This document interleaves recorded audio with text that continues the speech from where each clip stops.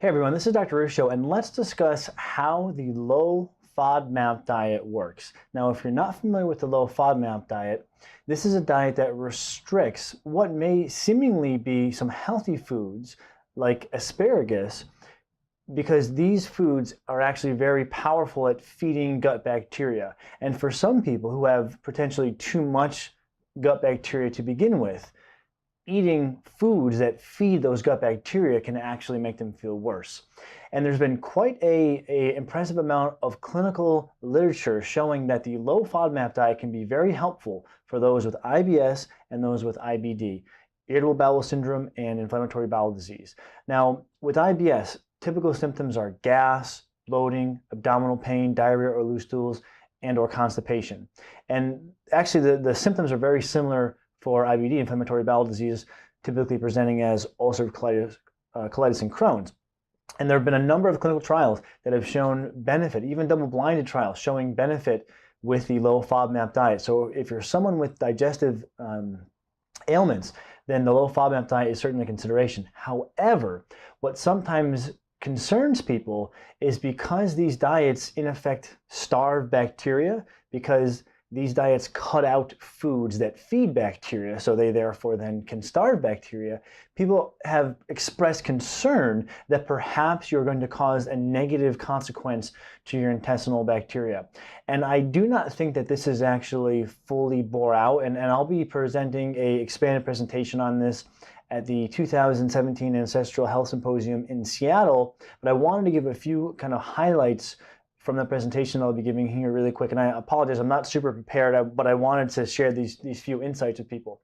Firstly, there's not consistent data that shows that the changes in the microbiota or the gut bacteria that occur after a low FODMAP diet are bad. There actually may be some good changes that occur also when you look at the microbiota and when you look at, the studies more broadly. But I want to get us off of the tunnel vision of the gut bacteria, because there may be other things that improve, that are important, and that may be more important than the gut bacteria in the gut when you go on a low FODMAP diet. And these may be namely an improvement in what's called enteroendocrine cells, an improvement in leaky gut, and then thirdly, an improvement in histamine. And so I'll put one study up here on the screen. Essentially, and you can read through the details. I'm sorry I didn't have a chance to kind of consolidate this, but this is one of the slides I'll be going through. Dietary guidance normalizes large intestinal endocrine cell density in patients with irritable bowel syndrome. So essentially what this study is showing is that in patients with irritable bowel syndrome, they have different densities of what's known as enteroendocrine cells in their intestines. And these are partially responsible for the release of serotonin, which is something that helps with motility and flow of food, and also pain reception in the gut. So a low FODMAP diet has actually been has shown the ability to help make the density of these cells in the intestines more like that of healthy controls. So the low FODMAP diet actually improves some of the enteroendocrine cells in the intestines and makes them look more like that of healthy controls. So this may be one often overlooked mechanism as for why the low FODMAP diet is helpful. And I'll also put up here a chart where you can see in this study they actually took biopsies before and after low FODMAP diet in IBS patients and compare those to biopsies of healthy controls. And we see that the intestinal cells actually become more like that of healthy controls when you go on the low FODMAP diet. So this may be a major mechanism that has been overlooked, if nothing short of something that's very interesting.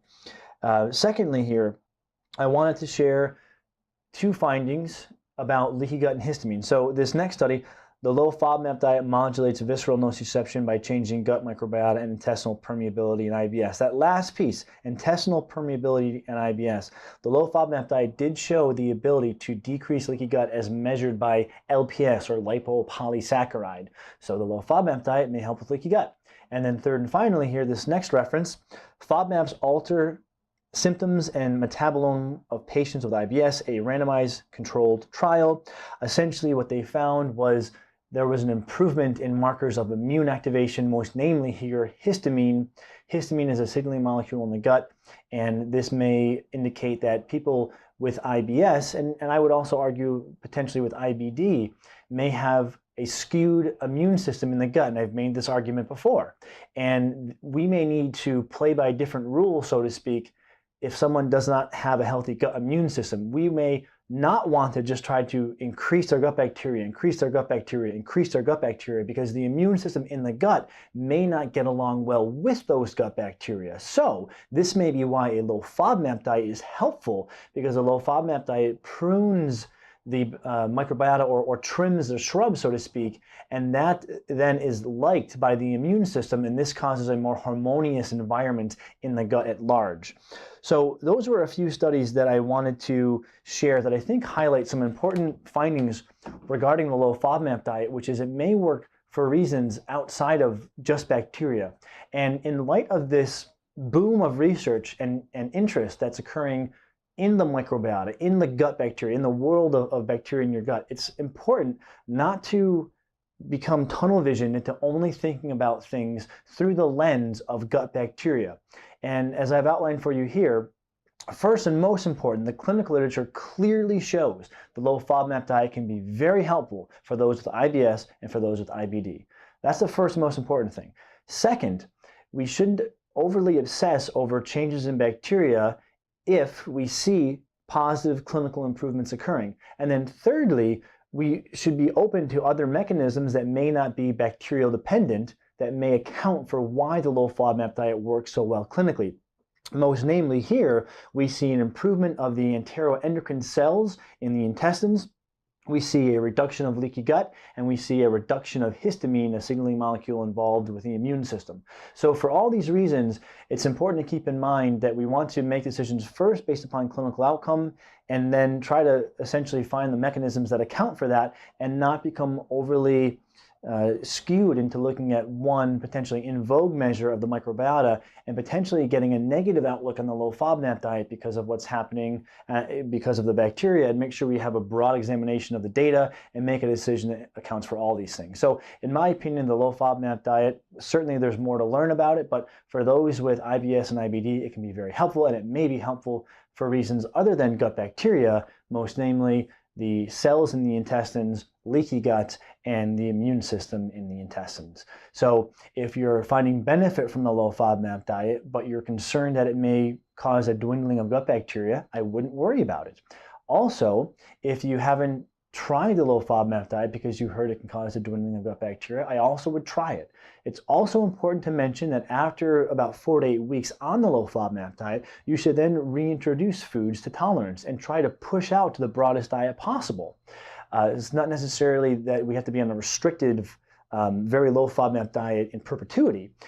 We start there, see how much gain we can achieve clinically, and then reintroduce to tolerance. And most patients will be able at least to introduce some, if not many, higher FODMAP foods in the longer term with no problem. So this is Dr. Ruscio, and hopefully this information helps you get healthy and get back to your life. Thanks.